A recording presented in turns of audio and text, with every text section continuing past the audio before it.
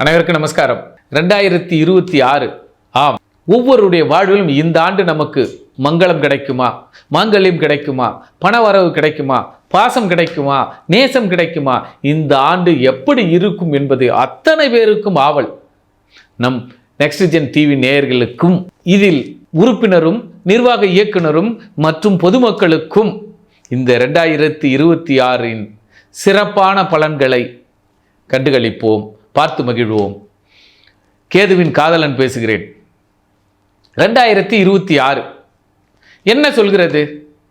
இத்தனை கோடி மக்கள் இருக்கிறார்கள். அத்தனை கோடி மக்களுக்கும் ராசி பலன்கள் சொல்வதிலும் குறிப்பாக நட்சத்திரம், இந்த நட்சத்திரக்காரர்கள் இவர்கள் கோடியில் புரள்வார்கள், இவர்கள் பாசத்தில் நனைவார்கள், இவர் பக்தியில் திளைப்பார்கள், அல்லது இவர்கள் சற்று கடுமையான உளைச்சலில் இருப்பார்கள் என்பதை அறிந்து கொள்வதற்கு அனைவருக்கும் ஆவல்.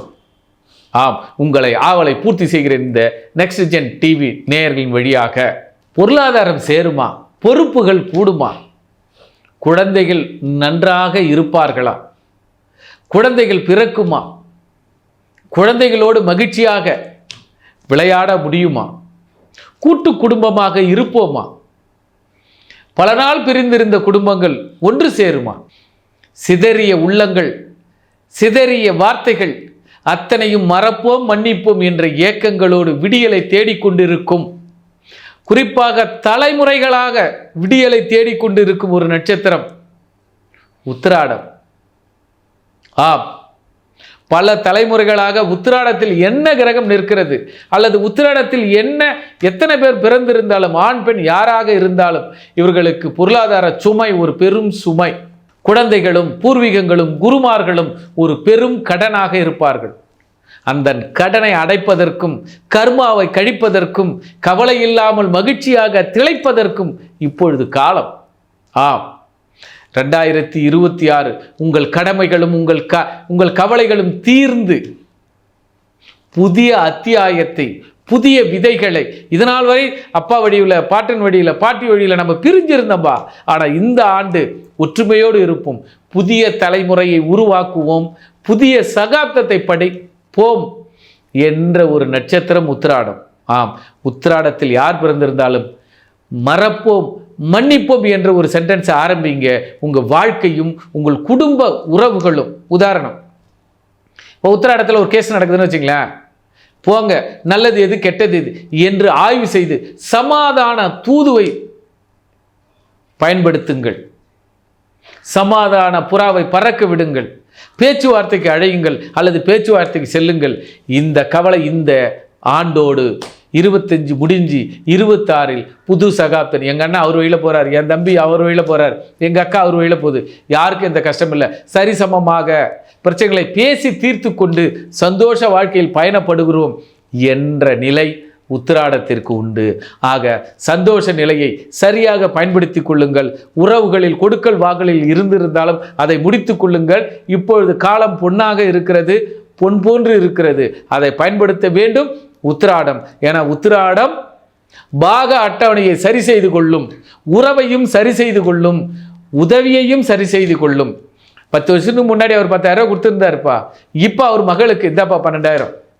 10 வருஷத்துக்கு முன்னாடி அவங்க வீட்டில் சாப்பிட்டோம்பா, இன்னைக்கு அவருடைய பேரனை கூட்டு வந்து நம்ம வீட்டில் 1 வருஷம் 1 மாதம் 2 வருஷம் படிக்க வைக்கிறோம்பா, சாப்பாடு போடுறோம்பா. ஆக கடமையையும் கடனையும் ஈடுகட்டுகிறது.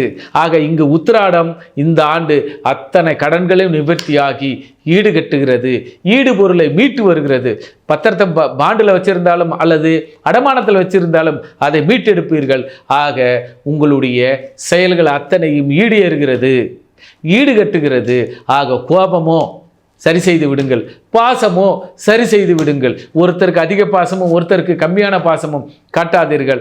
இங்கே அனைவரும் உங்கள் வீட்டில் சமம். எங்கள் அண்ணன்ற உறவுகள் எல்லாருக்கும் இருக்கும், என் தம்பி என்ற உறவுகள் எல்லாரும் இருக்கும். ஆக சமதளத்தோடு இப்பொழுது சம பலத்தோடு பராக்கிரமத்தோடு பயணப்படுவீர்கள் உத்திராடம். ஆக உத்திராடத்தில் யார் பிறந்திருந்தாலும் சமதளமாக சமகாலமாக பயணப்படுங்கள்.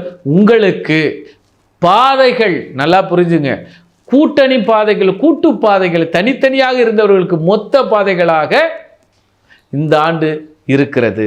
பயன்படுத்தி கொள்ளுங்கள், பண்படுங்கள். நன்றி, நமஸ்காரம். எல்லோருக்கும் 2026 எப்படி இருக்கும் என்பதை பொது பலனாக அல்லாமல் தனி பலனாக ஒவ்வொரு நட்சத்திரத்தின் வாயிலாக எப்படி இருக்க வேண்டும், எப்படி இருக்க வேண்டும், எப்படி வளர வேண்டும், எப்படி வாழ வேண்டும், எப்படி பழக வேண்டும், எப்படி படிக்க வேண்டும், எப்படி பக்குவமாக இருக்க வேண்டும், எப்படி பண்பாக நடக்க வேண்டும் என்பதை 27 நட்சத்திரத்தின் வாயிலாக அவருடைய தன்மையும் உண்மையும் நேர்மையும் பக்தியும் இந்த நெக்ஸ்ட் ஜெனரேஷன் டிவியின் வாயிலாக அவர்களுக்கும் அவர்கள் வாயிலாக உங்களுக்கும் கேதுவின் காதலனாக காயத்ரி சங்கர் கொடுத்த விளக்கங்கள் வாய்ப்புகளுக்கும் உங்களுடைய பரிணாம வளர்ச்சிகளுக்கும் எடுத்துக்கொள்ளுங்கள்.